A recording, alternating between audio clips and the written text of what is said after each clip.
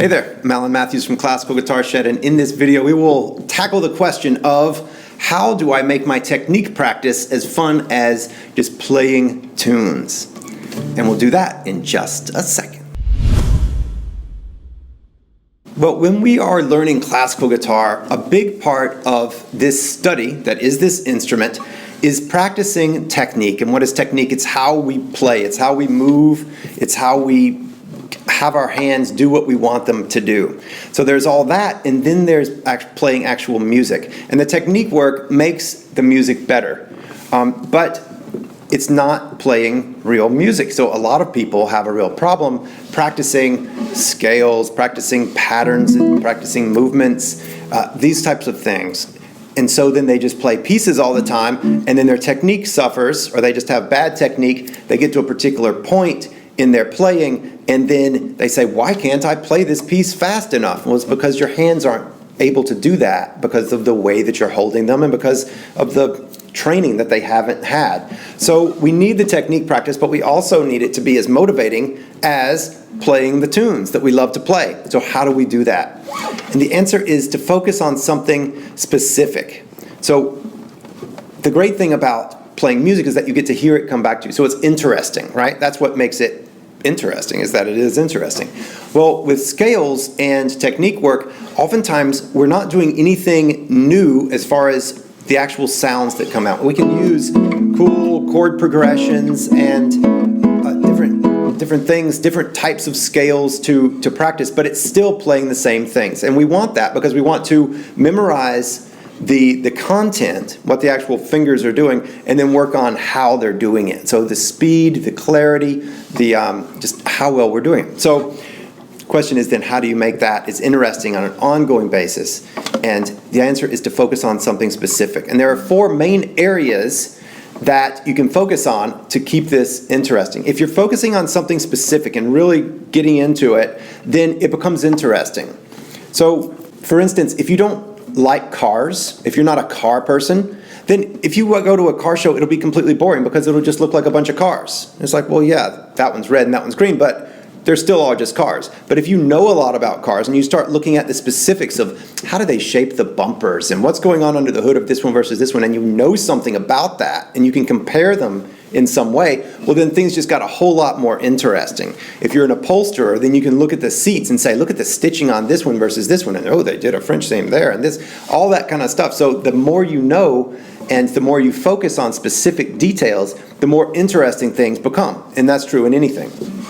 So the four areas. The first one is the movements itself. So how are you positioning your hand and moving your fingers so that it doesn't matter what you're playing, you could just be playing one note, and it's very interesting because you're focusing all of your attention on how am I playing the string? How am I pressing the string? So just the core, fundamental, very basic, how is my hand moving? And that's a whole study into itself, but it's the basics and the fundamentals of everything that comes after. The first area we can focus on is the movements themselves. So how am I moving my hands? Am I moving from the big knuckle? What's the trajectory of through the string? And members on the site really pay a lot of attention to this at the very early stages because it is the fundamentals, the basics of everything that comes afterward is how are my hands moving? How am I holding my hands? How am I moving my hands? How am I activating the strings? And so that's a huge study into itself and something that you can focus on. That way, even if you're just playing one note, it can be very interesting. You can do this for years because you're just paying attention to exactly how is my finger, what's happening at every millisecond as I play the string, and how am I holding my hands and how are they moving. So that's one, and that's for left hand or right hand. Another thing is with what you're doing is you can pay attention to the rhythm. So the rhythm is something else. It could be playing steady rhythm, like playing with a metronome, or it could be playing dotted rhythms. Something like that. So a different rhythm than straight steady rhythm. So steady rhythm being very much in time versus a different rhythm. You can practice playing triplets and quarter notes or eighths back and forth so that you're mastering that rhythm. It's something specific to do with the rhythm. Another thing you can focus in on is what we call articulation. And that is how you play it. So if you can imagine me having a mouthful of one particular type of articulation, as opposed to being very articulate and being overly articulate to where every single syllable and consonant is clearly pronounced. So that's two completely different types of articulation. So on the guitar, we could say, as I play my scales, are the notes completely connected and smooth? Is there any gap between the notes? Or I could likewise make it to where if there was a huge gap and each note was very short.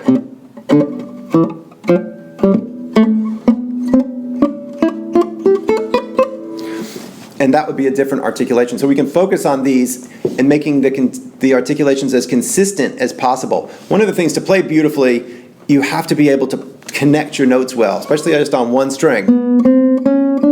If it's always sounding like, then your melody is not going to connect well, and you're just going to have a huge hole in how beautiful your playing gets to. So playing legato means smooth and connected. And also playing staccato, which is the notes very separated. So those two, that's some jargon for you if you don't know them. Legato and staccato. You could also use accents within that same thing as well, which are it's a little bit different, but you could do it. The next brings us to volume. So you could play with volume up and down. So that same scale, I could start loud, get softer.